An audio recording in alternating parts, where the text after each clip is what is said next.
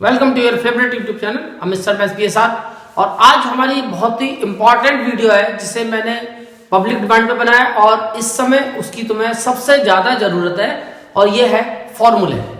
क्योंकि फॉर्मूलों के बेस पे मैंने देखा है, जैसे प्री बोर्ड का रिजल्ट अब मैं चेक कर रहा था तो मैंने एनालाइज किया कि कम से कम तुम्हारे 20 से 30 मार्क्स लूज कर जाते हैं फॉर्मूले की वजह से।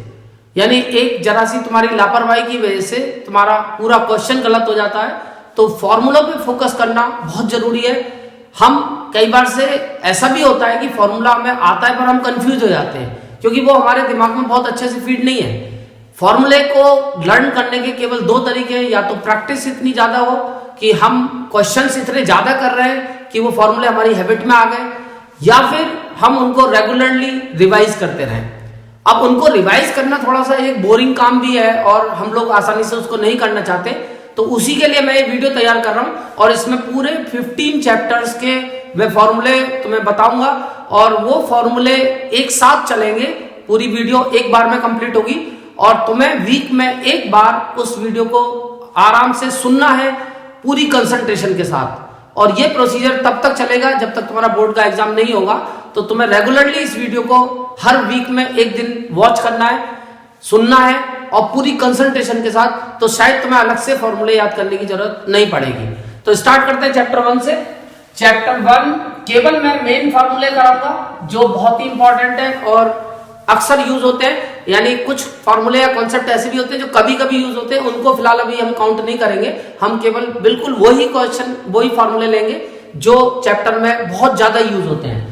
तो सबसे पहले इसमें केवल हमारे पास, क्योंकि यूक्लिड का कॉन्सेप्ट खत्म हो चुका है, तो सबसे पहला एक फॉर्मूला हम यूज कर रहे हैं प्राइम फैक्टर मेथड से एलसीएम एचसीएफ निकालने के लिए। तो उसके लिए जो तुम्हें नंबर मिलेगा पहले उसका तुम प्राइम फैक्टराइजेशन कर लोगे, उसको एक्सपोनेंशियल फॉर्म में लिखोगे। जैसे एक नंबर है x, इसके प्राइम फैक्टर कर लोगे, जैसे a इंटू बी इंटू सी की फॉर्म में इसके प्राइम फैक्टर आ गए। मान लो इसकी एक्सपोनेंट अलग अलग होंगी, n m और कुछ भी होगी, यहाँ पे e होगी। और ऐसे एक नंबर होगा y, इसके भी हम प्राइम फैक्टर कर लेंगे, जैसे a, इसकी पावर भी कुछ हो सकती है। जैसे मैं नंबर ही ले लेता हूं, चलो यहाँ पे 2, यहाँ मैंने 3 ले लिया और इसका मैंने 2 ले लिया। अब यहाँ पे सपोज ये 1 है और यहाँ b की पावर 2 है। अब हमें इनका एलसीएम और एचसीएफ फाइंड करना है। तो एचसीएफ का फॉर्मूला तुम याद कर लेना। एचसीएफ का फॉर्मूला होगा product of common factors with smallest power. जो सबसे छोटी पावर होगी कॉमन फैक्टर की वो हमें लेनी है। तो इसमें कॉमन फैक्टर में हम देख रहे हैं a आ रहा है और b आ रहा है, दोनों में कॉमन है। और स्मॉलेस्ट पावर में a की 1 है और b की 2 है। तो ये इसका एचसीएफ हो गया। अब मल्टीप्लाई करके सॉल्व कर लेंगे। और एलसीएम का फार्मूला होगा प्रोडक्ट ऑफ ऑल फैक्टर्स, सारे फैक्टर लेने जितनी भी वैरायटी है, विद ग्रेटेस्ट पावर, बड़ी पावर के साथ लेने हैं। तो सारे फैक्टर यूज करो, ए भी करो, बी भी करना है, सी भी करना है। और बड़ी पावर ए की 2 है, बी की 3 है और सी की 2 है। तो इससे तुम्हारा एलसीएम निकल आएगा। और एक प्रॉपर्टी अक्सर यूज होती है वो भी तुम्हें याद करनी है कि product of LCM and product of 2 numbers is equal to product of 2 numbers. ये केवल 2 नंबर के लिए काम करेगा। Product of 2 numbers is equal to product of their LCM and HCF.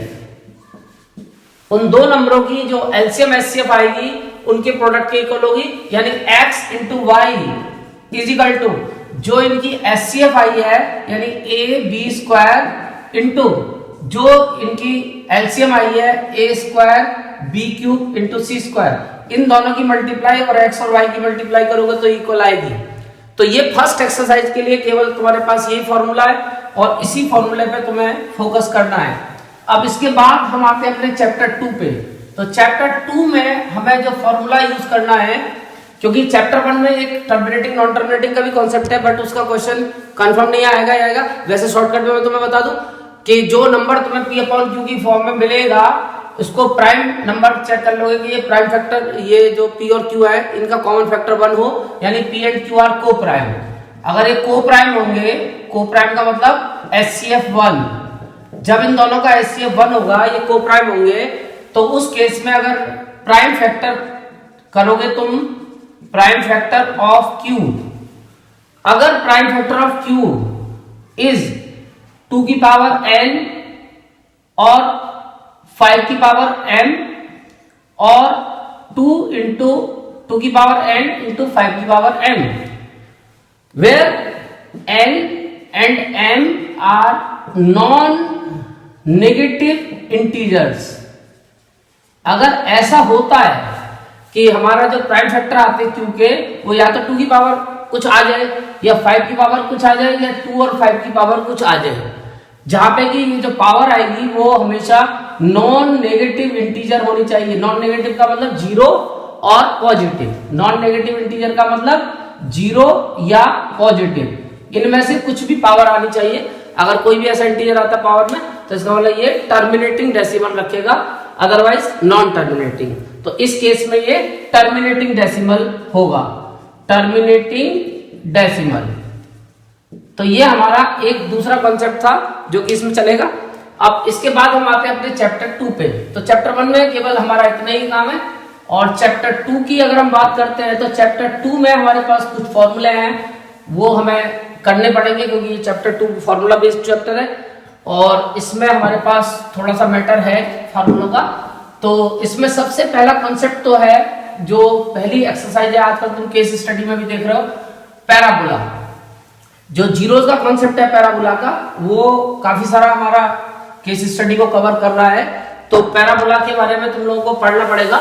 और पैराबोला का सीधा सा कॉन्सेप्ट है कि जो पैराबोला हमारा बनेगा उसमें हम देखेंगे कि कोई भी पॉलिनोमियल है हमारे पास, जैसे px, और इस px को अगर मैं स्टैंडर्ड फॉर्म में ले लूं ax² plus bx plus c, क्योंकि अक्सर यही चल रहा है, तो यहां पे जब इसका तुम ग्राफ ड्रॉ करोगे तो इसके ग्राफ की जो कंडीशन आएगी वो इस तरीके से आएगी, पैराबोला बनेगी। अब ये पैराबोला की क्या कंडीशन बन सकती है? पैराबोला ये ऐसी भी बन सकती है, और ये पैराबोला ऐसी भी बन सकती है, और ये ऐसी भी बन सकती है। तो किसी भी टाइप की ये बन जाएगी। तो इसमें जो डिफरेंस है वो तो देख रहा होगा कि पहले वाले केस में जो ये पैराबोला है वो इस एक्स एक्सिस को 2 पॉइंट पे इंटरसेक्ट कर रहा है, तो इसके नंबर ऑफ जीरोज जो हुए, नंबर ऑफ जीरोज वो हुए 2। इसमें एक पॉइंट पे इंटरसेक्ट कर रहा है, तो नंबर ऑफ जीरो होगा इसमें 1, और ये कहीं भी इंटरसेक्ट नहीं कर रहा है, इसका मतलब नो जीरो, कोई जीरो नहीं है। तो सीधा सा कॉन्सेप्ट है जीरोज बताने का कि पैराबोला जो बनेगा हमारा एक्स के वेरिएबल में, अगर हमारा पॉलिनोमियल है और पैराबोला बनता है, तो वो उसको जितने पॉइंट पे इंटरसेक्ट करेगा उसके उतने जीरोस हो जाएंगे। अगर नहीं करेगा तो नहीं करेगा। अच्छा, इसमें एक चीज और ध्यान रखोगे, कभी कभी ये पैराबोला इस टाइप का भी बनता है। मैं देख रहा हूँ केस स्टडी के क्वेश्चन में आ रहा है डाउनवर्ड, ये अपवर्ड है, ये डाउनवर्ड भी बनता है।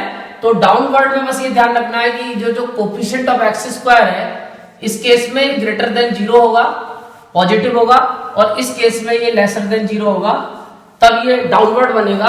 अच्छा, कभी कभी 0 बताने के लिए आ जाता है, तो जितने पॉइंट पे इंटरसेक्ट करता है उस पॉइंट पे जो एक्स कोऑर्डिनेट होता है हमारा, जैसे ये मान लो इंटरसेक्ट कर रहा है -2 0 पे, और यहाँ पे इंटरसेक्ट कर रहा है 3 0 पे, तो हमारे जो जीरोज होंगे वो 2 होंगे, एक तो -2 और एक 3। तो ये जीरोज भी हमें पता चल जाएंगे और नंबर ऑफ जीरोज भी पता चल जाएंगे। तो इस कॉन्सेप्ट को तुम्हें पढ़ना पड़ेगा, ध्यान रखना पड़ेगा। अब इसके बाद आते हैं हम इसके फॉर्मूलों पे। तो अब इसमें एक क्वेश्चन, जो फर्स्ट एक्सरसाइज तो हमारी इससे कवर हो जाएगी, सेकंड एक्सरसाइज में हमारा एक क्वेश्चन आएगा रिलेशनशिप। तो वैसे तो रिलेशनशिप हमारे पास तीनों की है, पर हम बहुत इंपॉर्टेंट लेके चलेंगे, और लीनियर की भी है, क्वाड्रेटिक की भी, क्यूबिक की, बट क्वाड्रेटिक पॉलिनोमियल की रिलेशनशिप के ऊपर क्वेश्चन आएगा कि हमारे पास एक पॉलिनोमियल होगा और हमें उसके जीरो फाइंड करने को, रिलेशनशिप वेरीफाई। तो क्वाड्रेटिक पॉलिनोमियल की 2 रिलेशनशिप होती है, जीरोस की और उसके कोफिशिएंट की। मान लो इसके जो जीरोस है, let the zeros be alpha and beta, 2 zero है, तो इसकी 2 रिलेशन होती है। एक तो sum of zero minus B upon A होता है, यानी coefficient of x upon coefficient of x square, और एक प्रोडक्ट ऑफ जीरो होती है C upon A, constant term upon coefficient of x square. एक कभी कभी हमारे पास फॉर्मेशन का क्वेश्चन आता है पॉलिनोमियल बनाने का, तो उसमें मान लो तीन केस है हमारे पास, क्योंकि तीनों केस में कोई भी आ सकता है। Let alpha be the zero, अगर अल्फा जीरो है, जीरो ऑफ पी एक्स, तो जो पॉलिनोमियल होगा P X equal to X minus alpha, इसमें तुम अल्फा की वैल्यू पुट कर दो जीरो की, पॉलिनोमियल बन जाएगा। नंबर दो, मान लो कि alpha and beta be the zeros of P x, अगर अल्फा बीटा दो जीरोस है पॉलिनोमियल के, तो उसके लिए तुम्हारे पास जो पॉलिनोमियल बनाने का फॉर्मूला होगा x square minus alpha plus beta into x plus alpha beta. अब इसमें एक बात ध्यान रखना, कभी कभी हमें सम और प्रोडक्ट भी दे दी जाती है, तो डायरेक्ट तुम सम और प्रोडक्ट भी यूज कर सकते हो। अगर अलग अलग जीरोस दिए तो पहले अलग अलग पुट करके तुम्हें सम और प्रोडक्ट निकालनी पड़ेगी, और डायरेक्ट सम और प्रोडक्ट दिए तो तुम इसे सम समझो, sum of the zero into x plus product, ये इस तरीके से भी हो जाएगा, यानी सम और प्रोडक्ट को डायरेक्ट पुट करने की जरूरत है। सॉरी। अब इसके बाद हमारे पास चैप्टर 2 का काम खत्म, क्योंकि बाद में डिवीजन एल्गोरिथम है, उसकी हमें फिलहाल कोई जरूरत नहीं है। अब इसके बाद हम आते हैं चैप्टर 3 पे। तो चैप्टर 3 में हमें जो फॉर्मूला याद करना है वो एक चार्ट याद करना है, चार्ट। वो मैं तुम्हें एक चार्ट की फॉर्म में बता रहा हूँ, उस चार्ट को याद कर लोगे और तुम्हारा काम उसी चार्ट से हो जाएगा। उससे 2 क्वेश्चन 3 क्वेश्चन तुम्हारे कवर हो जाएंगे, और वो चार्ट तुम्हें एक तरह से अपने दिमाग में फीड करना है। सबसे पहली बात तो इस चैप्टर का नाम है चैप्टर 3 का pair of linear equation two variables, और इसमें जो स्टैंडर्ड हमारा पेयर है लीनियर इक्वेशन का वो a1x plus b1y plus c1 is equal to 0 ले लो, या फिर इसको इक्वल में भी ले सकते हैं कांस्टेंट टर्म को, a2x plus b2y plus c2 equal 0 ले लो। अब ऐसे सॉल्यूशन के बेस पे, क्योंकि सारी कहानी चलती है इस चैप्टर में सॉल्यूशन की, तो सॉल्यूशन के बेस पे जो सिस्टम है हमारा, यानी कि पेयर ऑफ लीनियर इक्वेशन जो 2 वेरिएबल है, pair of linear equation in 2 variables, तो ये जो पेयर है हमारा pair of linear equation 2 variable, ये सॉल्यूशंस के बेस पे 2 प्रकार का होता है। नंबर 1 कंसिस्टेंट और नंबर 2 इनकंसिस्टेंट। इनकंसिस्टेंट यानी कि कंसिस्टेंट का मतलब सिस्टम है कॉमन सॉल्यूशन, और इनकंसिस्टेंट का मतलब सिस्टम है नो कॉमन सॉल्यूशन, कोई कॉमन सॉल्यूशन इन दोनों का नहीं है। लेकिन कंसिस्टेंट की भी 2 वैरायटी होती है, have a unique solution, unique solution, और इनफाइनाइटली मैनी सॉल्यूशन। यानी 2 केस बन गए हमारे पास, यूनिक सॉल्यूशन और इनफाइनाइट मैनी सॉल्यूशन। ये हो गया कंसिस्टेंट में, और इनकंसिस्टेंट में हो गया नो सॉल्यूशन। सिस्टम है नो कॉमन सॉल्यूशन, यहाँ पे अंडरस्टूड है, सॉल्यूशन का मतलब कॉमन सॉल्यूशन। तो यूनिक सॉल्यूशन को अब हमारे को याद रखना है कि अगर हम इसको ग्राफिकल चेक करते हैं तो इंटरसेक्टिंग लाइन आती है, इंटरसेक्टिंग लाइंस।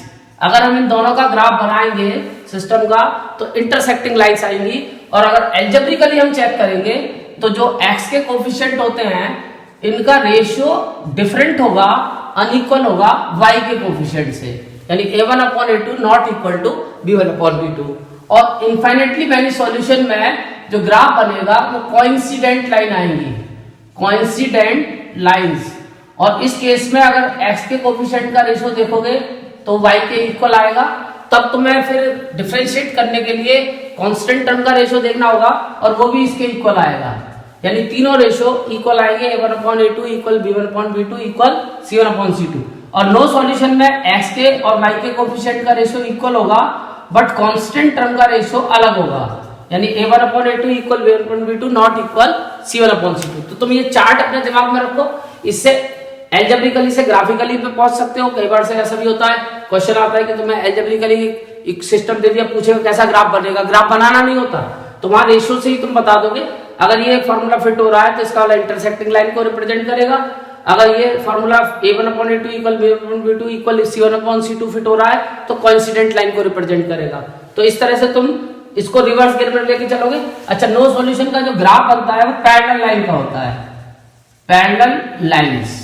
तो इससे तुम्हें ग्राफ और एल्जेब्रिक दोनों याद रखना है। और कई बार से कंडीशन बेस्ड क्वेश्चन आता है, उसमें केवल तुम्हें दिया होगा find the value of K, system have no solution, तो तुम्हें ये फार्मूला अलजेब्रिकली यूज करना है। Yes, find the value of K, system represent consistent coincident lines, तो तुम्हें फिर ये फार्मूला यूज करना है, यानी कि वहां अलजेब्रिकली तुम लेके चलोगे तो वहां तुम्हें ये फार्मूले अलजेब्रिकली यूज करने पड़ेंगे। अब इसके बाद आते हैं हम अपने चैप्टर 4 पे। तुम्हारा जो चैप्टर 4 है क्वाड्रेटिक इक्वेशन, वैसे तो इसमें से हमारा कुछ मैटर कम भी हो गया है और वो मैटर है वर्ड प्रॉब्लम, बट हमारे पास फिर भी 3 कॉन्सेप्ट हैं जहां हमें फार्मूले याद करने पड़ेंगे। तो वो फार्मूले हैं हमारे, एक तो सबसे पहला हमारा formula quadratic formula. Quadratic formula तुम्हें याद करना पड़ेगा कि अगर हमें किसी इक्वेशन को सॉल्व करना होता है जो फैक्टराइज नहीं हो सकती, तो उस इक्वेशन को हम क्वाड्रेटिक फार्मूले से सॉल्व कर सकते हैं।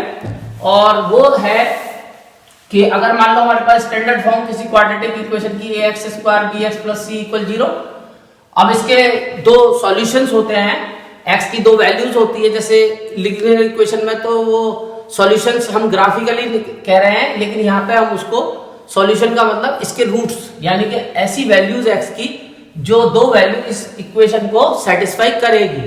तो इसकी जो कंडीशन होती है उसके लिए हमें जाना पड़ेगा सबसे पहले डिस्क्रिमिनेंट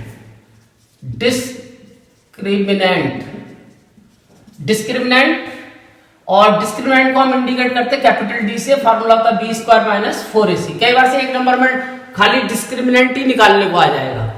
अगर ये डिस्क्रिमिनेंट की वैल्यू जब निकलती है ग्रेटर और इक्वल टू 0 निकलती है, तो 0 या कोई पॉजिटिव नंबर, तो समझ जाओ कि रूट्स रियल है और हम केवल रियल रूट ही फाइंड करेंगे क्लास 10 तक। तो उसके लिए फिर तुम्हें फार्मूला यूज करना है -b ± √d/2a। इस फार्मूले से तुम्हारी x की वैल्यूज निकल आएंगी, इसी को बोलते हैं क्वाड्रेटिक फार्मूला। और नंबर 2, अगर तुम्हारे d की वैल्यू लेसर देन 0 आती है नेगेटिव, तो नो रियल रूट, कोई रियल रूट नहीं निकल सकता, नो रियल रूट एग्जिट, तो कोई रियल रूट नहीं निकलेगा और उस केस में हम क्वेश्चन को बंद कर देंगे। एक इसमें कभी कभी नेचर ऑफ रूट्स के ऊपर क्वेश्चन आता है, नेचर ऑफ रूट्स, तो उसका भी पता d से ही चलता है। अगर d की वैल्यू ग्रेटर देन 0 आ रही है तो इसका मतलब roots are real and unequal. Root जो है वो रियल भी है और अनइक्वल, डिस्टिंक्ट वर्ड भी यूज करते हैं, रियल एंड अनइक्वल। अगर d की वैल्यू एग्जैक्ट 0 आ रही है तो इसका मतलब roots are real and equal. खाली इक्वल भी आ जाता है कभी कभी, तो यहां में रिवर्स यूज करना होता है फार्मूला। तो मैं क्या find the value of k if the roots are real and equal या खाली इक्वल, तो तुम फार्मूला यूज करोगे d = 0 और चेक करना है तो फिर d निकाल के चेक करोगे। इसके बाद तीसरा केस बनता है, अगर d की वैल्यू लेसर देन 0 आती है तो इसका मतलब नो रियल रूट या रूट्स आर नॉट रियल। और इस केस में जो रूट्स होते हैं वो इमेजिनरी रूट्स होते हैं, रूट्स आर नॉट रियल। तो ये नेचर ऑफ रूट्स का क्वाड्रेटिक फार्मूले का कॉन्सेप्ट तुम्हें याद रखना है। इसके बाद आते हैं हम अपने चैप्टर नंबर 5 पे, और चैप्टर 5 भी हमारा फार्मूला बेस्ड चैप्टर है, लेकिन फार्मूले बहुत कम है, 2 ही फार्मूले हैं और 2 ही फार्मूले तुम्हें याद करने, ज्यादा के चक्कर में नहीं पड़ना। 2 फार्मूले तुम इसमें याद करोगे और एक कॉन्सेप्ट में तुम्हें एक्स्ट्रा क्वेश्चन का बताऊंगा। तो ये जो एपी का चैप्टर है, 5th चैप्टर एपी, तो हम बात कर रहे हैं चैप्टर 5 की एपी। इस एपी में तो मैं एक तो जनरली एपी क्या होती है, एपी का कॉन्सेप्ट याद रखना है। तो एपी का कॉन्सेप्ट होता है, मान लो ये कोई टर्म्स हैं जो कुछ एक पर्टिकुलर पैटर्न के अकॉर्डिंग लिखी हैं, तो ये एपी बनाएंगी, लेकिन कब बनाएंगी, if a2 - a1 = a3 - a2 = a4 - a3 and so on. अगर ये डिफरेंस सब सेम आता है किसी भी आगे वाली टर्म का पीछे वाली से, तो ये एपी फॉर्म करती है और इसी को बोलते हैं हम कॉमन डिफरेंस, यानी कि डी। इसके बाद में एक फॉर्मूला इसमें होता है nth टर्म का, ये जो लास्ट में टर्म होती है जिसका नंबर हमें नहीं पता क्योंकि बीच में डैश डैश आ रहा है, तो इसका एक फॉर्मूला होता है n टर्म का, a + n - 1 × d। कभी कभी हमें इसका सम निकालना होता है, तो Sn से हम सम को डिनोट करते हैं, सम ऑफ फर्स्ट n टर्म्स, तो उसका formula n/2 2a + n - 1 × d। कभी कभी ऐसा भी होता है कि हमें लास्ट टर्म पता होती है ये इस फॉर्मूले में लास्ट टर्म का तो कोई यूज नहीं है। कभी कभी हमें लास्ट टर्म पता होती है, एन टर्म को हम लास्ट टर्म ही बोलते हैं, तो इस फॉर्मूले को हम ऐसे भी यूज कर सकते हैं n/2 a प्लस an या लास्ट टर्म। कभी कभी एक एक्स्ट्रा क्वेश्चन में जरूरत पड़ती है, एपी में हमें 2 या 3 टर्म लेट करनी होती हैं, तो वो पर्टिकुलर होती है जिससे कैलकुलेशन थोड़ी इजी हो जाती है। तो तुम्हें याद कर लेना 3 टर्म्स इन एपी, तो वो होती हैं a माइनस डी, a और a प्लस डी। तो इनमें डिफरेंस dd का चलता है, कॉमन डिफरेंस d होता है। पहली टर्म a माइनस डी, दूसरी टर्म a और तीसरी टर्म a प्लस डी। और कभी 4 लेट करनी पड़ जाए, 4 टर्म्स इन एपी, तो वो हम लेट करते हैं a minus 3d, a minus D, a plus D और a प्लस 3d। और इसमें ध्यान रखना है कि कॉमन डिफरेंस 2d का होता है। बस एक क्वेश्चन है एक बुक के अंदर जिसमें कॉमन डिफरेंस दिया हुआ है, 4 टर्म हम लेट करते हैं, तो वहां कॉमन डिफरेंस को 2d के इक्वल लेके चल रहा है, वो तुम देख रहे हो कि इनके बीच में 2d का गैप आ रहा है, तो 2d का गैप लेके चलेंगे, इसमें d का गैप आ रहा है, तो ये दोनों का डिफरेंस ध्यान रखना पड़ेगा। इसके बाद फिर एपी का काम खत्म। अब आते हैं हम चैप्टर 6 पे। तो चैप्टर 6 में कुछ नहीं है, केवल तुम्हें 2 थ्योरम याद करनी है और रूल्स याद करने हैं कि कौन कौन से रूल से तुम सिमिलर ट्रायंगल को प्रूव करते हो सिमिलर, और थ्योरम कौन कौन सी इस्तेमाल होगी इस चैप्टर में। तो सबसे पहले इसमें बीपीटी की बात करोगे। चैप्टर 6 में सबसे पहले बीपीटी की बात करेंगे। तो बीपीटी लगानी आनी चाहिए तुम्हें कि अगर ये कोई ट्रायंगल है एबीसी और ये इसकी कोई डीई एक लाइन है जो पैरेलल है बीसी के, तभी बीपीटी लगेगी। तो गिवन में तुम्हारे पास है डीई पैरेलल टू बीसी, तो देन तुम बीपीटी लगा सकते हो। कैसे लगाते हैं कि जो ये लाइन होती है वो इसको दोनों को जिस रेशियो में डिवाइड करती है 2 पार्ट के, AD अपॉन DB, ये इक्वल होता है इन दोनों पार्ट के रेशियो के, AE अपॉन EC। तो ये तुम्हारा पहला रिजल्ट मिल गया बीपीटी का। इसके बाद फिर तुम्हें एक इसमें याद करनी है बीपीटी के साथ सिमिलरिटी के रूल्स ऑफ सिमिलरिटी के रूल्स, यानी कि ट्राइंगल को सिमिलर कैसे बोलोगे। तो ट्राइंगल्स को सिमिलर बोलने के रूल होते हैं AA, या फिर इसको ट्रिपल A भी यूज कर सकते हैं, पर करते नहीं है क्योंकि 2 से काम चल रहा है तो 3 क्यों करेंगे। एक रूल इसके बाद चलता है ट्रिपल S और एक रूल चलता है SAS। मैं इनके सामने एग्जांपल लिख के दिखाता हूं। जैसे 2 ट्राइंगल हैं, अगर इनके 2 ये एंगल किसी तरह से इक्वल हैं, वजह कुछ भी हो सकती है। अगर ये 2 एंगल आपस में इक्वल है, जैसे 60 और ये 70 और ये भी 60 और ये 70, तो ए से तुम इन दोनों को सिमिलर बोल सकते हो। ABC सिमिलर टू, ये सिमिलर का साइन होता है PQR, और ये रूल लगा है AA क्योंकि 2 एंगल इनके आपस में इक्वल है, angle A equal P, B equal C। SSS rule में क्या होता है कि 2 ट्राइंगल होते हैं और उनकी साइड्स का रेशियो इक्वल होता है। जैसे एक ट्राइंगल मैंने ये ले लिया, एक ट्राइंगल ये ले लिया, ABC और PQR, तो इसकी ये मान लो साइड है सपोज 5 और ये है 6 और ये है 4, और इसकी ये साइड है सपोज 3 और ये है 2.5 और ये है QR है मान लो 2। तो तुम देख रहे हो इन दोनों का रेशियो डबल का आ रहा है, इन दोनों का डबल आ रहा है, इन दोनों का डबल का रेशियो हाफ का रेशियो बनना है। तो इस केस में SSS लगेगा क्योंकि AB और PQ का रेशियो BC और QR के रेशियो के बराबर है और AC और PR के रेशियो के बराबर है। दोनों का रेशियो 2/1 आ रहा है, तो इसका मतलब ट्रिपल S से दोनों ट्राइंगल ABC सिमिलर हो जाएगा PQR के। और तीसरा रूल में तो मैं SAS लगा दूं, तो SAS के लिए तुम्हारे पास केस ऐसा बनेगा कि ट्राइंगल होंगे 2 ABC और PQR, 2 साइड का रेशियो बराबर होगा, जैसे ये 5 और ये 6 और बीच का एंगल 60, तो ये 2.5 और ये 3 और बीच का एंगल 60, यानी कि जो 2 साइड का रेशियो बराबर दिखाओगे उन्हीं का बीच का एंगल इंक्लूडेड एंगल इक्वल होना चाहिए। तो ये अगर इंक्लूडेड एंगल इक्वल है तो SAS रूल लग के ट्राइंगल ABC सिमिलर हो जाएगा PQR के। तो 3 तरीके से हम ट्राइंगल को सिमिलर बोल सकते हैं, या तो 2 एंगल इक्वल दिखा दें, या तीनों साइड का रेशियो इक्वल दिखा दें, या 2 साइड का रेशियो और उनका इंक्लूडेड एंगल इक्वल शो कर दें, तो ट्राइंगल सिमिलर हो जाते हैं। और हाँ, ट्राइंगल सिमिलर होने के बाद हम उसकी तीनों एंगल को इक्वल ले सकते हैं, तीनों एंगल को, और तीनों साइड का रेशियो भी इक्वल ले सकते हैं, क्योंकि ये उसका कन्वर्स हो गया। अगर ट्राइंगल सिमिलर है तो फिर तीनों साइड का रेशियो इक्वल होगा। और ट्राइंगल मैं लिख के दिखा देता हूं कि अगर ट्राइंगल सिमिलर हो गए, ये तो रूल्स हो गए सिमिलरिटी के कि हमने सिमिलर कैसे शो किया, लेकिन अगर कल को हमें ट्राइंगल सिमिलर मिल जाए, मान लो तुम्हें ऐसा मिल जाए कि ट्राइंगल सिमिलर है, तुम्हें ये दे दिया जाए कि if triangle ABC is similar to triangle PQR, ये ट्राइंगल तुम्हें सिमिलर मिल गया कि ABC ट्राइंगल PQR के सिमिलर है, तो अब तुम इससे दो रिजल्ट ले सकते हो। पहला कि एंगल A वाला P के बराबर होगा, एंगल B वाला, ये बीच वाला वर्टेक्स, Q के बराबर होगा, और एंगल तीसरा वाला C बराबर R होगा। एक तो ये रिजल्ट ले सकते हो, कोरस्पॉन्डिंग एंगल्स आर इक्वल, और एक पहली वाली साइड AB का रेशियो पहली वाली साइड PQ के साथ जितना होगा, दूसरी वाली साइड BC का रेशियो QR के साथ उतना ही होगा, और तीसरी वाली साइड AC का रेशियो PR के साथ उतना ही होगा। ये रिजल्ट भी तुम ले सकते हो कि सिमिलर ट्राइंगल की कोरस्पॉन्डिंग साइड्स प्रोपोर्शनल होती है। तो ये दो रिजल्ट तुम सिमिलरिटी से ले सकते हो।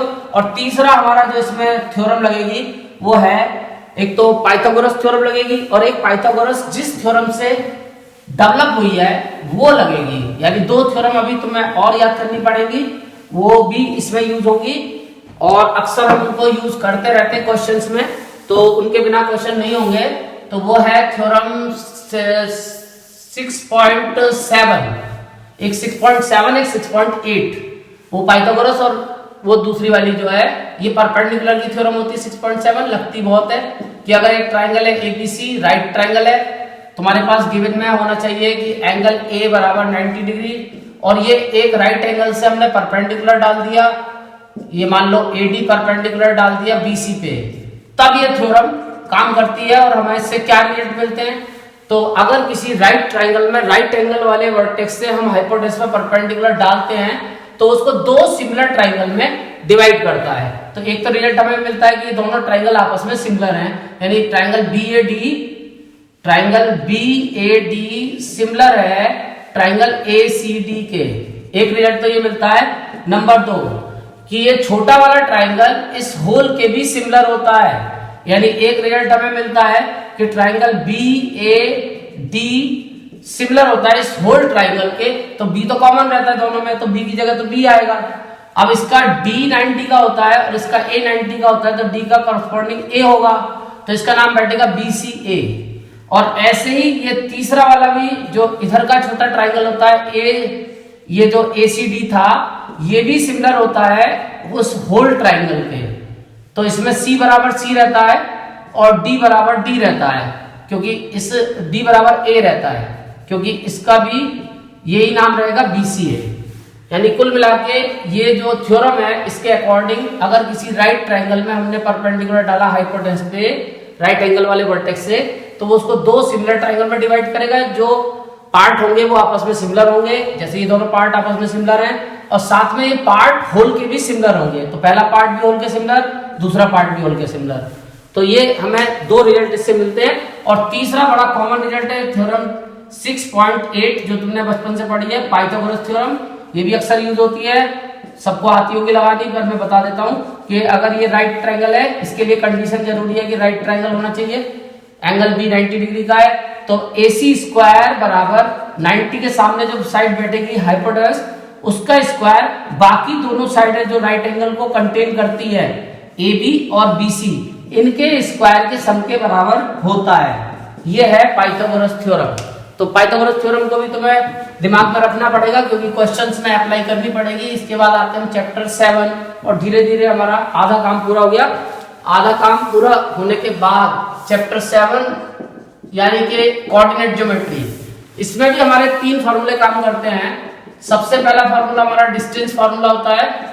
डिस्टेंस फार्मूला लगाने का जो तरीका है, हमें 2 पॉइंट मिलेंगे A और B, इनके कोऑर्डिनेट्स पता होंगे। कोऑर्डिनेट्स का मतलब x कोऑर्डिनेट और y कोऑर्डिनेट, पहले वाले का x1 y1, दूसरे वाले का x2 y2, और हम इन दोनों के बीच का डिस्टेंस निकालना चाहते हैं। डिस्टेंस एक लाइन सेगमेंट कहलाएगी क्योंकि 2 एंड पॉइंट हैं, और निकालने का तरीका दोनों एबीसीसा को डिफरेंस कर लो। x कोऑर्डिनेट को हम एबीसीसा भी बोलते हैं, इन दोनों को माइनस कर लो। x1 माइनस x2 तुम्हारी मर्जी है, इसका होल स्क्वायर, या y1 माइनस y2 करो, या y2 माइनस y1 एक ही बात होती है, y1 माइनस y2 का होल स्क्वायर।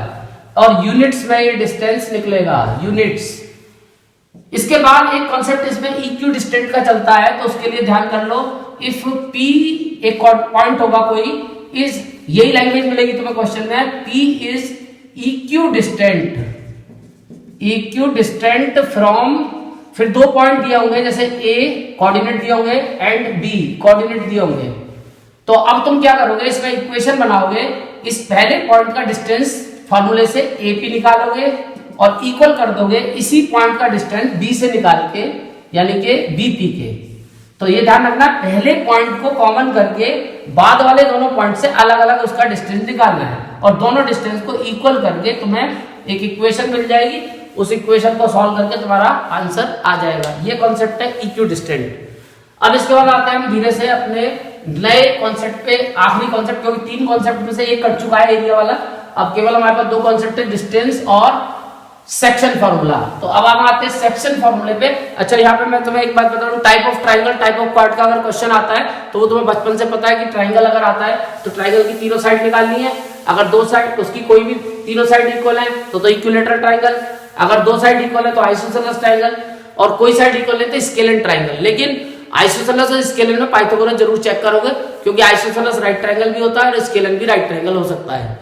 इसके अलावा टाइप ऑफ क्वाड आता है तो डिस्टेंस फार्मूला यूज करना है, चारों साइड निकालनी है क्वाड की, अगर उसकी दोनों पेयर अपोजिट साइड के इक्वल आते हैं पैरेललोग्राम, अगर दोनों पेयर अपोजिट साइड के इक्वल आते हैं, डायगोनल भी इक्वल आते हैं तो रेक्टेंगल, और अगर चारों साइड इक्वल आती हैं और डायगोनल अनइक्वल आते हैं तो रोम्बस, और डायगोनल इक्वल आते हैं और चारों साइड भी इक्वल आती है तो स्क्वायर। तो और अगर इनमें से कुछ नहीं होता तो सिंपल क्वाड। लेकिन एक बार जरूर चेक कर लेना कि वो चारों पॉइंट में से कोई 3 पॉइंट कोलिनियर ना हो। इसके लिए तुम प्रैक्टिकल अप्रोच भी कर सकते हो और कोलिनियरिटी का कॉन्सेप्ट भी चेक कर सकते हो। कोलिनियरिटी के कॉन्सेप्ट के लिए ध्यान रखो कि जो तुम्हें 3 पॉइंट मिलते हैं, डिस्टेंस फार्मूले से कोलिनियरिटी आ सकती है चेक करने को, और उसके लिए तुम्हें क्या करना है, पहले ये वाला डिस्टेंस निकालना है AB, फिर ये वाला डिस्टेंस निकालना है BC, और फिर ये वाला डिस्टेंस निकालना है AC। और इनमें तुम देखोगे कि जो सबसे बड़ा डिस्टेंस आएगा, अगर सबसे बड़ा डिस्टेंस AC बराबर AB प्लस BC आता है तो इसका मतलब ये कोलिनियर है। तो कोलिनियरिटी का कॉन्सेप्ट भी चेक करने को डिस्टेंस फार्मूले से आ सकता है। उसके लिए तुम्हें क्या करना होता है, तीनों डिस्टेंस निकालने होते हैं। अगर सबसे बड़ा डिस्टेंस, सबसे बड़ी लाइन सेगमेंट बाकी दोनों छोटी वाली सेगमेंट के सम के इक्वल आती है तो इसका वाला कोलिनियर है, और अगर नहीं आती है तो नॉन कोलिनियर, यानी फिर ट्राइंगल बनेगा। वैसे तुम कहीं फंस जाओ तो प्रैक्टिकल अप्रोच भी कर सकते हो। अब इसके बाद हमारा नेक्स्ट कॉन्सेप्ट है सेक्शन फार्मूला। बहुत खतरनाक होता है सेक्शन फार्मूला। तो सेक्शन फार्मूले में कोई घबराने की जरूरत नहीं है। सेक्शन फार्मूले का गेम बड़ा सिंपल है, और मैं तुम्हें तरकीब भी बता दूंगा, रटने की जरूरत नहीं है। कि हमारे पास अगर 2 पॉइंट हैं A और B, और इनके कोऑर्डिनेट्स हमारे पास हैं, मान लो A के कोऑर्डिनेट x1 y1 और B के कोऑर्डिनेट x2 y2, और एक तीसरा पॉइंट है कोई बीच में P। इंटरनली एक्सटर्नली 2 केस बनते हैं, पर एक्सटर्नली हमारे सिलेबस में नहीं है, केवल इंटरनली है। तो अगर इंटरनली कोई P पॉइंट जिसके कोऑर्डिनेट्स मान लो हमें निकालने हैं, वो इस लाइन को mn के रेशो में डिवाइड कर रहा है, यानी AP रेशो PB बराबर m रेशो n तुम्हें दे रखा है, तो तुम सेक्शन फॉर्मूले से इस P पॉइंट के कोऑर्डिनेट निकाल सकते हो। और तरीका क्या है, इसको क्रॉस मल्टीप्लाई करना है। जब x कोऑर्डिनेट निकालना है और जब y निकालना है तो 2 केस बनाने हैं। पहले केस में जब x निकालना है तो इधर वाले पार्ट की इस x से मल्टीप्लाई करनी है क्रॉस, यानी कि m इंटू, आप कई बार से बुक में m1 m2 भी दिए होते हैं, कोई बात नहीं, m1 m2 डाल दो, m1 m2। तो इधर वाले पार्ट की इससे करनी है m1 x2, उल्टा चलेंगे m1 इंटू x2, प्लस इधर वाले पार्ट की इस x से करेंगे m2 इंटू x1, और नीचे इन दोनों का सम m1 प्लस m2, x निकल जाएगा। y निकालना है तो इधर वाले पार्ट की इस y से करेंगे m1 y2 plus m2 y1, और अपॉन में m1 प्लस m2। इससे तुम्हारा जो है वो इसका पॉइंट का कोऑर्डिनेट निकल जाएगा, जो इस लाइन को m1 m2 के रेशो में डिवाइड कर रहा है। यानी इस केस में AP रेशो PB तुम्हें m1 रेशो m2 मिला है। अब एक इसके साथ में मिड पॉइंट फॉर्मूला भी चलता है, मिड पॉइंट फॉर्मूला। तो मिड पॉइंट फॉर्मूला में क्या होता है, ये रेशो या तो 1 1 रख दो, m1 m2 की वैल्यू, तुम्हारा आंसर आ जाएगा। या फिर तुम डायरेक्ट निकालना चाहो तो अगर ये P मिड पॉइंट है, P is the mid point, अगर तुम्हें दिया हुआ है कि P मिड पॉइंट है तो P का कोऑर्डिनेट सीधा भी निकल जाएगा। x का एवरेज निकाल दो, average of x, x1 plus x2 upon 2 और y1 प्लस y2 अपॉन 2। इससे तुम एवरेज जो निकालोगे वो मिड पॉइंट के कोऑर्डिनेट्स आ जाएंगे। कभी कभी एक सेंट्रॉइड चलता है, ट्राइंगल में चलता है सेंट्रॉइड, कि अगर हमारे पास एक ट्राइंगल है ABC और हमें इसका सेंट्रॉइड जो होता है वो मीडियंस का इंटरसेक्टिंग पॉइंट होता है, जहां पे मीडियंस आपस में मिलती हैं, और इसके कोऑर्डिनेट्स मान लो हमारे पास है x1 y1, x2 y2 और x3 y3। ये हमारे पास कोऑर्डिनेट्स हैं और हमें सेंट्रॉइड को हम G से इंडिकेट करते हैं जहां मीडियंस आपस में मिलती है। तो सेंट्रॉइड जो होता है, सेंट्रॉइड, उसके कोऑर्डिनेट निकालने का फार्मूला मिड पॉइंट से मिलता जुलता होता है। सारे x को ऐड कर लो, x1 plus x2 plus x3, 3x होंगे अपॉन 3, और y निकालना है तो y1 plus y2 plus y3 upon 3। तो इससे तुम्हारा सेंट्रॉइड निकल जाएगा, और सेंट्रॉइड की जरूरत पड़ जाती है कभी कभी, दे रखा है एनसीईआरटी में भी। तो इसके बाद अब आते हैं अपने, ये तो हमारे बात हो गई चैप्टर 7 की। अब आते हैं हम चैप्टर 8, बहुत खतरनाक चैप्टर, ट्रिग्नोमेट्री। अब ट्रिग्नोमेट्री तो पूरी फार्मूला पे ही चलती है, फार्मूला याद है तो सब कुछ याद है, फार्मूला बेकार है तो सब कुछ बेकार है। ट्रिग्नोमेट्री तुम नहीं कर सकते अगर बिना फार्मूले याद किए हुए। अगर तुम्हें फार्मूला याद नहीं है तो ट्रिग्नोमेट्री के लिए हम जो है सबसे पहले आते हैं अपने पहली एक्सरसाइज पे, जहां से हमारा बेस स्टार्ट होता है। तो ट्रिग्नोमेट्री के जो 6 होते हैं तुमने पढ़ा है, वो 6 रेशियोज होते हैं, और उन 6 रेशियोज के फिक्स रिलेशन होते हैं किसी राइट ट्रायंगल में। तो मैं तुम्हें उसकी शॉर्टकट टेक्निक भी बता दूंगा कि उस शॉर्टकट टेक्निक से वो रेशियोज तुम याद कर सकते हो। और बोर्ड थोड़ा गंदा हो गया, मैं साफ कर रहा हूँ, कोई बात नहीं, ठीक है। तो सबसे पहले पेन बदल देता हूँ, मिड पॉइंट पे आके पेन बदल लो। अब इसके बाद में आते हैं हम चैप्टर 8, ट्रिग्नोमेट्री। तो सबसे पहले तो ये जो ट्रिग्नोमेट्रिक रेशियोज होते हैं 6 होते हैं, और ये हमेशा एक राइट ट्रायंगल पे काम करते हैं। अब इस राइट ट्रायंगल का हाइपोटेनस तो फिक्स होता है, 90 के अपोजिट साइड हाइपोटेनस होती है, और मेन जो होता है trigonometric ratio, relation between the sides and acute angle. Acute angle के साथ जो साइड की हम रिलेशन बनाते हैं राइट ट्रायंगल में, वही हमारे ट्रिग्नोमेट्रिक रेशियो यहाँ पे काम कर रहे हैं। तो एक्यूट एंगल हमें जरूर सेलेक्ट करना पड़ेगा, मान लो ये थीटा। अब ये यहां भी हो सकता है, यहां भी हो सकता है, तो मैं दोनों केस बता दूंगा, कोई दिक्कत नहीं है। यहां भी हो सकता है ये, लेकिन H तो फिक्स रहेगा 90 के सामने, पर P और B की पोजीशन चेंज हो जाती है। इस वाले केस में इस थीटा के अपोजिट ये P होता है, ये B होता है, और यहाँ पे इस थीटा के अगेंस्ट ये P होता है और ये B होता है। तो एक तो हमें ये डिफरेंस समझना दोनों का, कि P और B का डिसीजन लेते हैं हम एंगल के बेस पे। उसके बाद फिर तुम एक फॉर्मूला याद कर लो, एक फॉर्मूला मैं तुम्हें याद कर रहा हूं, ध्यान से सुनो। Some people have curly brown hair through proper brushing. Some का S ले लो, पीपल का P ले लो, हैव का H। Some people have curly, curly का C, ब्राउन का B, hair, curly brown hair, through का T, प्रॉपर का P, ब्रशिंग का B। Some people have curly brown hair through proper brushing. इससे तुम्हारा ए बन गया sine, S for sine, sine हो गया P upon H, C for cos, cos हो गया B upon H, T for ten, ten हो गया P अपॉन B। तो इससे तुम आसानी से याद कर सकते हो। और एक रिलेशन और याद कर लो कि साइन का रिवर्स कॉसेक, यानी cosec is the reverse of sine. एक याद कर लो sec, sec is the reverse of cos. और एक याद कर लो cot, cot is the reverse of tan. तो तुम्हारे सारे के सारे 6 रेशियोज काम आ जाएंगे। तो अब तुम आसानी से ये सारे रेशियो इसमें फाइंड कर सकते हो ट्राइंगल में। जैसे तुम्हें साइन थीटा फाइंड करना है तो साइन थीटा होता है P अपॉन, अब ये फॉर्मूला तुम्हारे पास काम करेगा P अपॉन H। अब जो भी तुम्हारी P है, मान लो ट्राइंगल है तुम्हारा ABC, तो P हो जाएगी AB और H हो जाएगी तुम्हारी AC। तो तुम्हारा आंसर साइन थीटा निकल आएगा। इसी तरीके से सारे रेशियोज तुम निकाल सकते हो। इसके अलावा तुम्हारे पास फिर एक कॉन्सेप्ट है, क्योंकि ये तो हमारी पहली एक्सरसाइज को कनेक्ट करेगा। पाइथागोरस तुम्हें आती है, पाइथागोरस भी यूज होगी, h square equal p square plus b square, ये भी यूज होगी। इसके अलावा फिर हमारी जो सेकंड एक्सरसाइज है उसमें इनकी पर्टिकुलर वैल्यूज होती है। थीटा के एंगल दिए होते हैं, theta equal 0 degree, 30 degree, 45 degree, 60 degree, 90 degree. तो इसकी मैंने जो वीडियो बनाई है वैल्यू याद करने की, वो पहले ही बना के डाल चुका हूं। उसको मैं अभी इसी वीडियो के लास्ट में बिल्कुल जब एंड पॉइंट आएगा तो एंड स्क्रीन पे मैं एक वीडियो इसकी शेयर कर दूंगा, और इस वीडियो को तुम वहां से देख सकते हो कि ये वैल्यूज तुम्हें किस तरह से याद होगी, क्योंकि एक एक्सरसाइज हमारी ये वैल्यूज के बेस पे है। तो वहां मैंने वैल्यू याद करने की टेक्निक सिखाई है, वो तुम आसानी से कर सकते हो, और वहां पे भी यही सब कॉन्सेप्ट यूज होते हैं। तो कुल मिला के वो वीडियो तुम्हें वहां से मिलेगी, वो मैं डिस्कस नहीं करूंगा टेबल।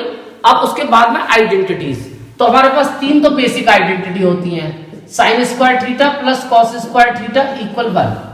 दूसरी हमारी बेसिक आइडेंटिटी होती है sec square theta minus tan square theta equal 1। और तीसरी हमारी बेसिक आइडेंटिटी होती है, इसके सेक में को और लगा दो, cosec square theta minus ten का उल्टा कर दो, कॉट स्क्वायर थीटा इक्वल 1।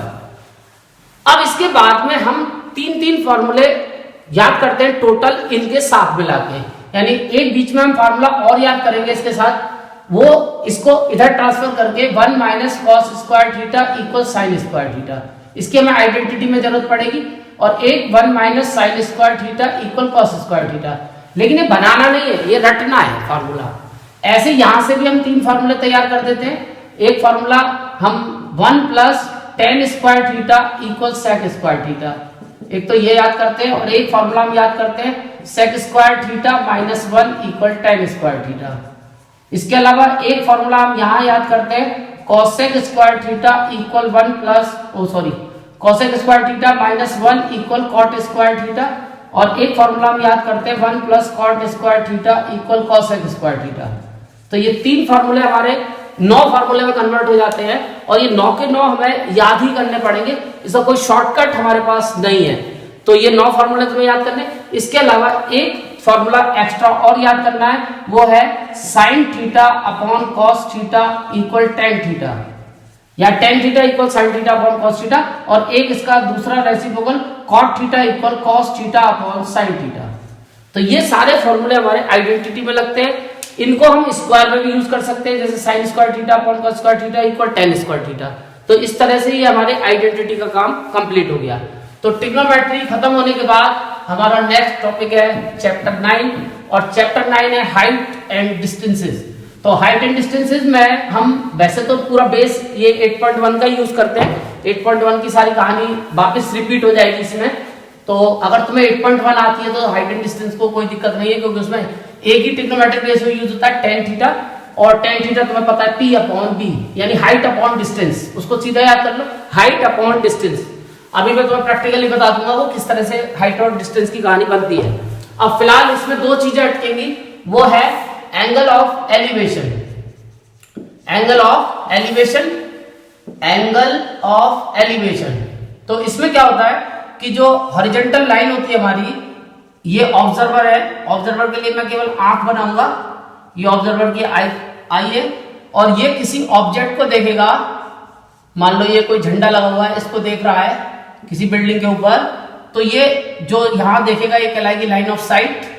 और इस लाइन ऑफ साइट के और इस हॉरिजॉन्टल के बीच में जो एंगल बनता है यही कहलाता है एंगल ऑफ एलिवेशन।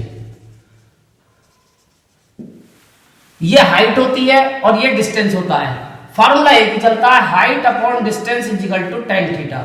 एक फार्मूला बस याद कर लो, height upon distance is equal to tan theta. एक इसमें ये तो हो गई एंगल ऑफ एलिवेशन, एक होती है angle of depression, angle of depression. तो ये डिप्रेशन ही होता है, डिप्रेशन का मतलब नीचे गिरना।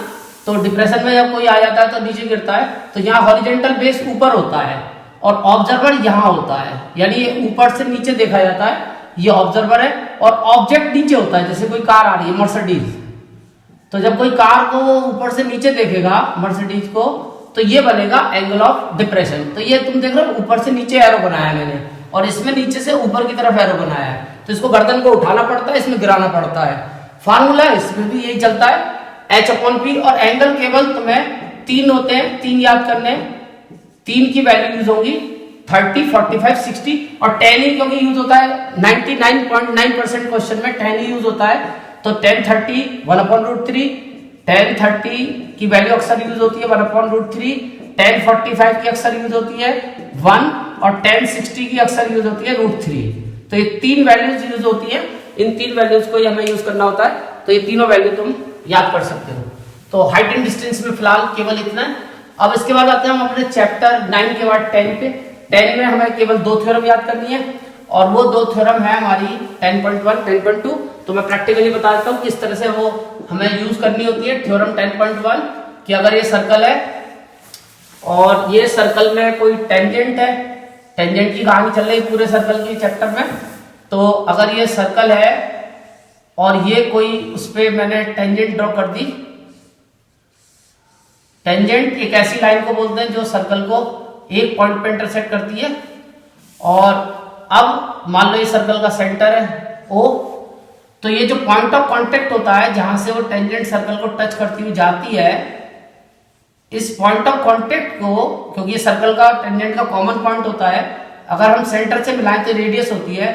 तो ये जो रेडियस है, मान लो P पॉइंट है, पॉइंट ऑफ कांटेक्ट टेंजेंट थी XY, तो ये जो OP होती है ये इस पे परपेंडिकुलर होती है, यानी इन दोनों के बीच में एंगल 90 का होगा। कि कभी भी रेडियस के एंड पॉइंट से जो टेंजेंट जाएगी तो टेंजेंट और उस रेडियस के बीच में परपेंडिकुलर का रिलेशन है, यानी एंगल 90 डिग्री। एक थ्योरम 10.2 है कि अगर एक सर्कल है और हमने किसी एक्सटर्नल पॉइंट से इस पे 2 टेंजेंट डाल दी, हम 2 से ज्यादा टेंजेंट नहीं डाल सकते एक्सटर्नल पॉइंट से, मान लो P है और एक टेंजेंट है जो यहाँ पे A पे टच कर रही है, एक ये है जो B पे कर रही है, तो इनकी लेंथ इक्वल होती है।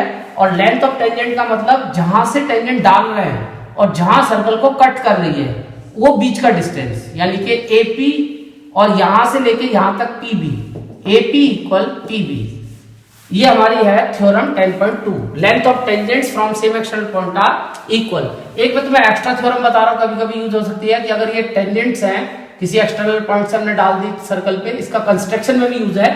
तो ये जो पॉइंट ऑफ कांटेक्ट को सेंटर से जो लाइन मिलाएंगी, यानी जहां पे सर्कल को टच करेगी, ये वाली जो फिगर है, इनके बीच का एंगल और ये वाला एंगल सप्लीमेंट्री होते हैं। इसका हमें कंस्ट्रक्शन में यूज होता है, यानी एंगल AOB एंगल APB आपस में मिला के दोनों का सम 180 डिग्री होगा। ये एक साइक्लिक क्वाड बन जाता है, क्योंकि ये तो 90-90 के होते हैं, तो ये एक साइक्लिक क्वाड फॉर्म हो जाता है। तो इसका यूज कंस्ट्रक्शन के क्वेश्चन में भी होता है, तो वहां पे तुम इसका ध्यान रखोगे। इसके बाद हम आते हैं सीधा कंस्ट्रक्शन पे ही। कंस्ट्रक्शन में वैसे क्योंकि केवल 2 ही कॉन्सेप्ट हमारे पास है, तो मैं दोनों कॉन्सेप्ट तुम्हें एक बार से रिवाइज करा देता हूँ। एक कॉन्सेप्ट है हमारे पास कि किसी लाइन को डिवाइड करना है, वैसे अभी मैंने उसकी वीडियो डाल दी थी कंस्ट्रक्शन की कि किस तरह से तुम लाइन को डिवाइड करोगे किसी गिवन रेशियो में, उसकी वीडियो पड़ी हुई है और तुम उसे देख सकते हो। और वरना मैं तुम्हें शॉर्टकट में उसको बता देता हूँ कि अगर जैसे एक लाइन है हमारे पास AB और हमें एक P पॉइंट इस लाइन पे फाइंड करना है, और हमें वो जिस रेशो में डिवाइड हो रही है वो P पॉइंट पे, वो रेशो में दिया है सपोज AP रेशो PB, हमें दिया हुआ है AP ratio PB equal M ratio N। तो हमें क्या करना है, सबसे पहले इसके नीचे एक रे डालनी है जो एक्यूट बनाए एंगल। उसके बाद जितना हमारे पास ये रेशो है इन दोनों को प्लस कर लेंगे, M प्लस N, दोनों पार्ट को प्लस कर देंगे और फिर इनपे उतने इक्वल आर्क लगाएंगे M प्लस N के बराबर। तो 1 2 3, एक तो M पार्ट आ जाएगा तुम्हारा सबसे पहले, फिर उसके बाद में जैसे तुम्हारा मान लो ये 2 है और ये 3 है, तो 3 प्लस 2 यानी कि तुम 5 पार्ट करोगे।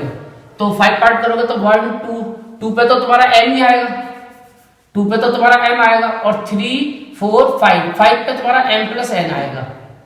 तो मैं ये एग्जांपल ले लेता हूँ, इससे तुम्हें समझ में आ जाएगा।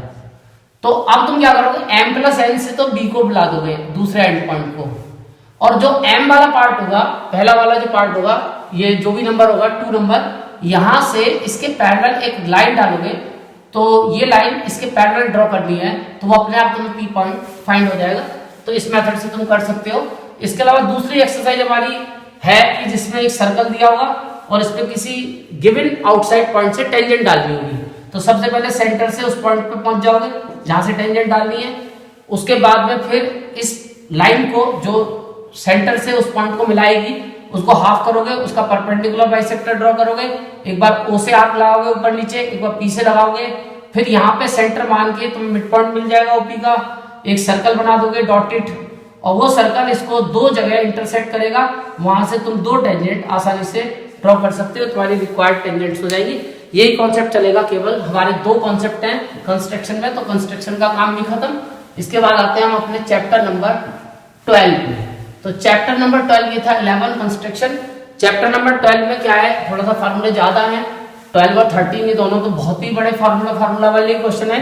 ये तो फार्मूला ही है बस सारा, तो इसमें तो कुछ है ही नहीं फार्मूला के अलावा।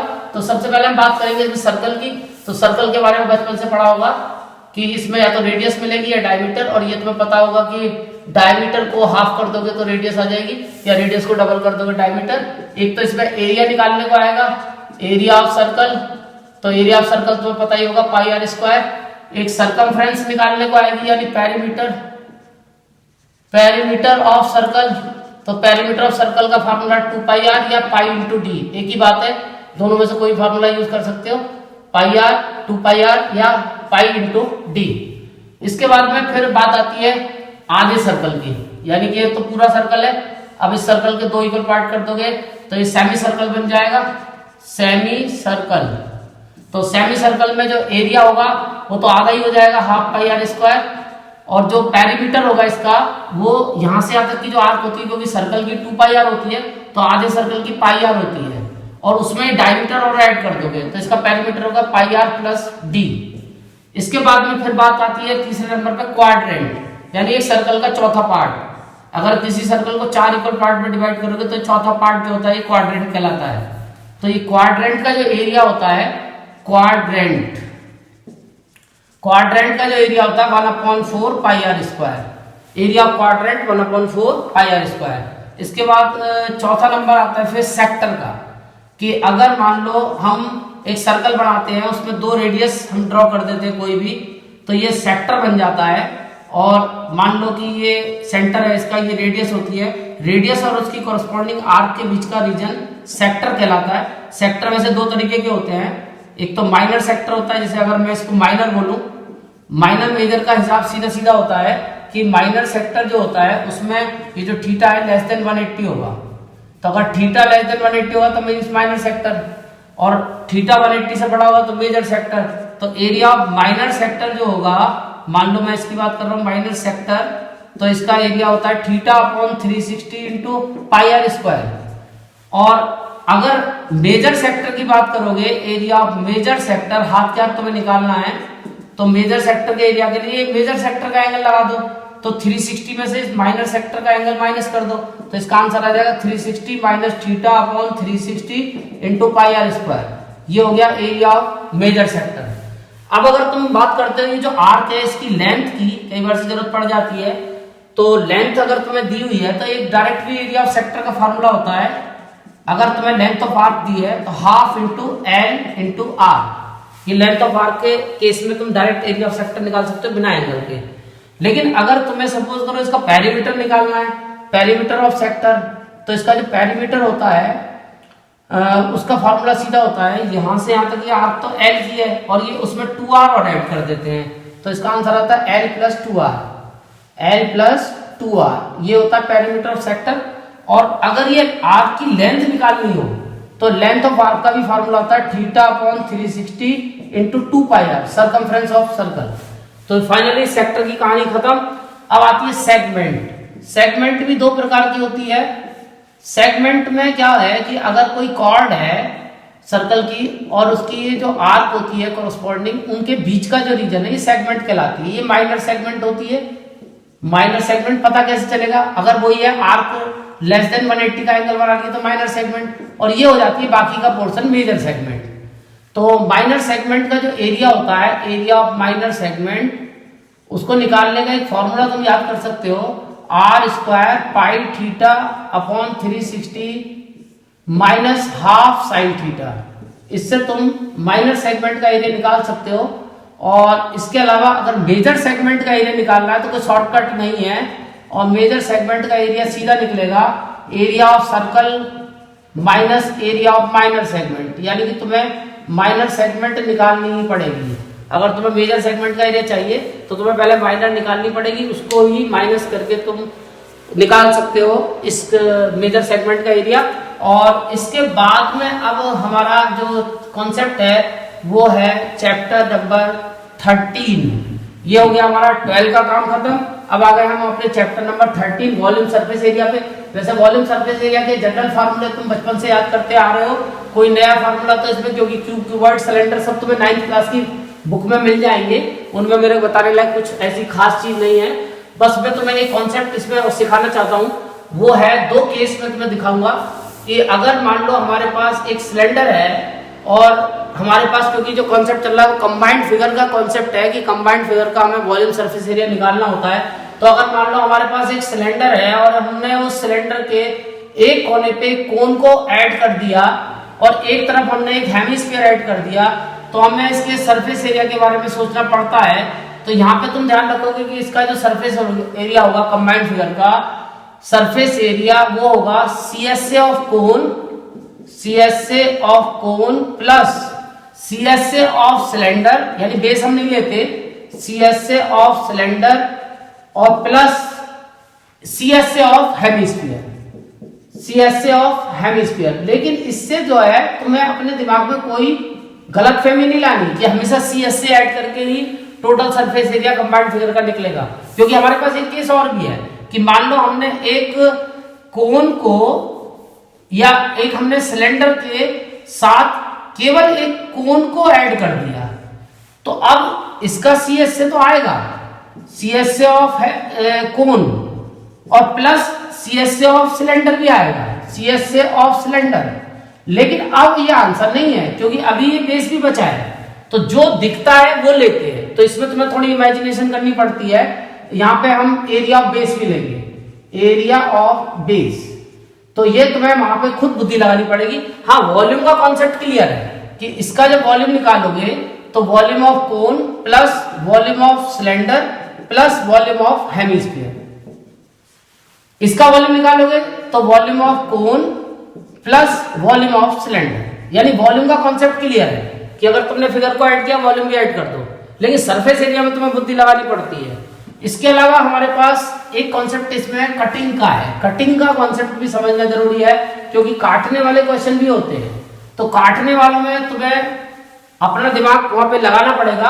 और एक बात हमेशा ध्यान रखनी पड़ेगी, जैसे एक बड़ा ही फेमस क्वेश्चन है हमारे पास कि एक सिलेंडर है और उसमें से एक कोन को काट दिया, इस तरह की एक फिगर बनाती है कि एक सिलेंडर में से कोन काट दी, तो अब इसका सरफेस एरिया हम कैसे सोचेंगे? तो इसके सरफेस एरिया में देखो CSA ऑफ सिलेंडर तो रहेगा, CSA ऑफ सिलेंडर प्लस ये वाला बेस भी रहेगा, क्योंकि हमने कोन एक तरफ से काटी है, दूसरी तरफ से नहीं काटी, तो एरिया ऑफ बेस भी रहेगा एक प्लस। लेकिन काटने के बाद भी तुम देखोगे अंदर एक इसमें कट सरफेस कोन की बनेगी, तो ये तुम्हें जरूर ऐड करनी है। अक्सर इसमें गलती हो जाती है, कट सरफेस ऑफ कोन हमें ऐड नहीं करते, तो काटने वाले क्वेश्चन में भी हमें कई बार से सरफेस को ऐड करना पड़ेगा।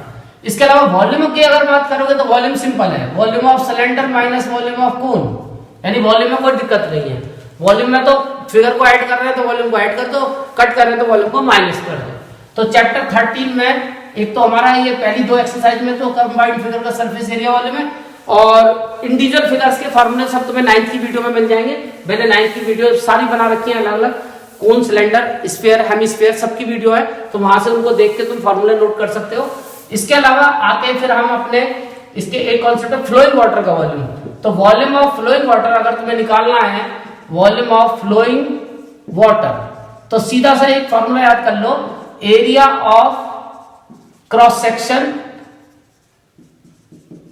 अब पाइप है तो पाइप का, और कोई दूसरी फिगर है जैसे कैनाल है तो कैनाल का, यानी कोई भी फिगर तुम्हें मिल सकती है जिसका भी तुम्हें फ्लोइंग वाटर का वॉल्यूम निकालना है, उसके क्रॉस सेक्शन का एरिया निकाल लो और उसको मल्टीप्लाई कर दो एरिया क्रॉस सेक्शन को स्पीड से। अच्छा, वॉल्यूम में कुछ यूनिट्स का यूज होता है कन्वर्जन में, उस यूनिट को याद कर लो, जैसे 1 metre cube is equal to 1000 litre, इसे याद कर लो। 1 centimetre cube is equal to 1/1000 litre, ये कन्वर्जन में जरूरत पड़ेगी। और इसके अलावा एक कभी कभी हमें जरूरत पड़ती है स्क्वायर में भी, तो 1 metre square is equal to 100 × 100 यानी 10,000 सेंटीमीटर स्क्वायर। ऐसे करके तुम इसको रिवर्स गियर में भी यूज कर सकते हो। तो ये तुम्हें वॉल्यूम के और उसके कन्वर्जन में जरूरत पड़ती है।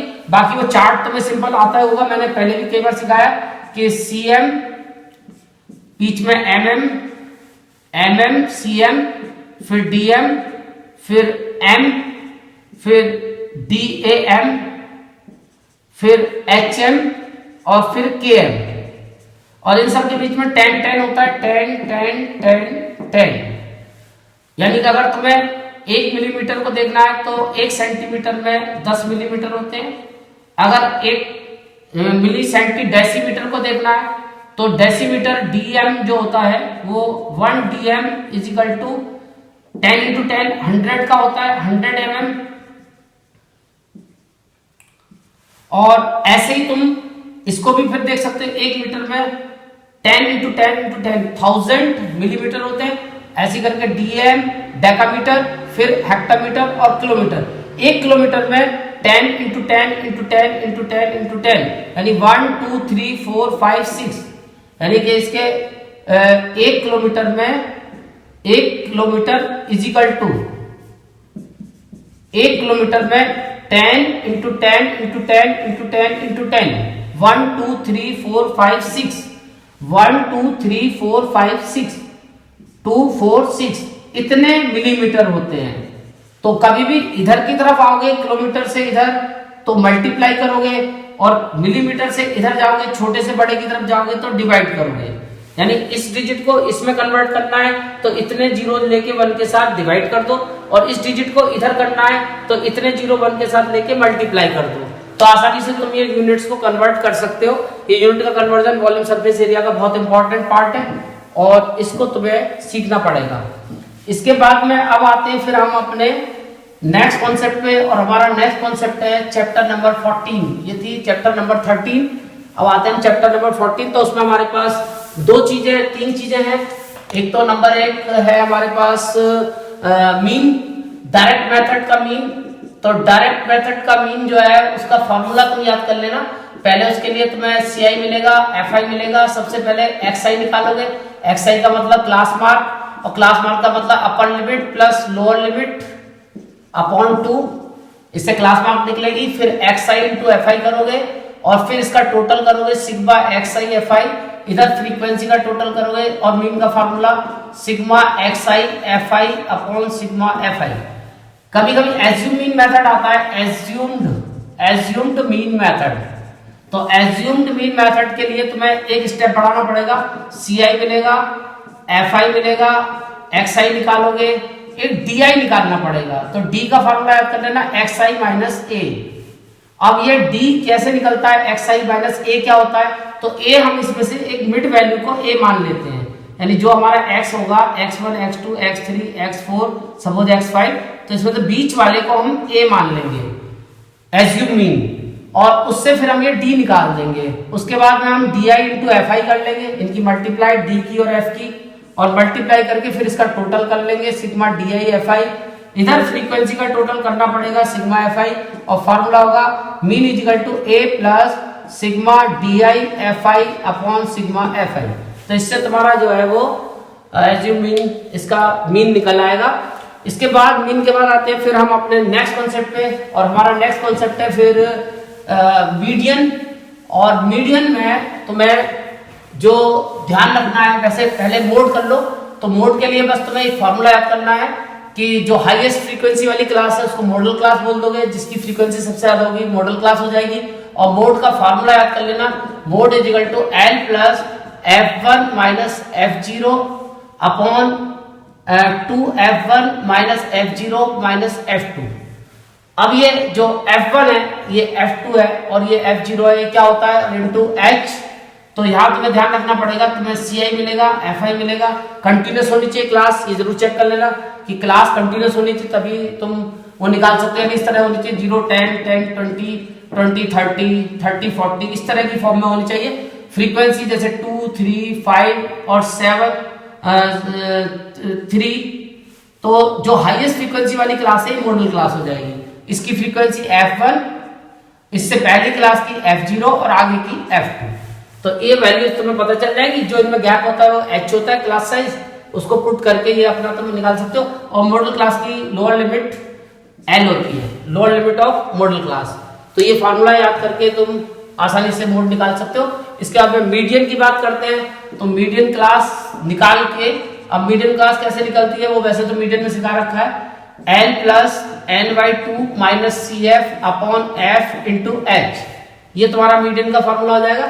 इसमें n जो होती है वो टोटल फ्रीक्वेंसी होती है सिग्मा FI, और CF जो होती है वो मीडियन क्लास से जो पहले वाली क्लास होती है प्रीसीडिंग क्लास यानी pre median class, pre median class की जो फ्रीक्वेंसी है cumulative frequency, pre median class की क्यूमुलेटिव फ्रीक्वेंसी को हम CF का नाम देते हैं, और F तो फ्रीक्वेंसी ऑफ मीडियन क्लास ही होती है, फ्रीक्वेंसी ऑफ मीडियन क्लास, और H वही क्लास साइज होता है। तो कुल मिला के ये तुम्हारा मीडियन और मोड का काम कंप्लीट।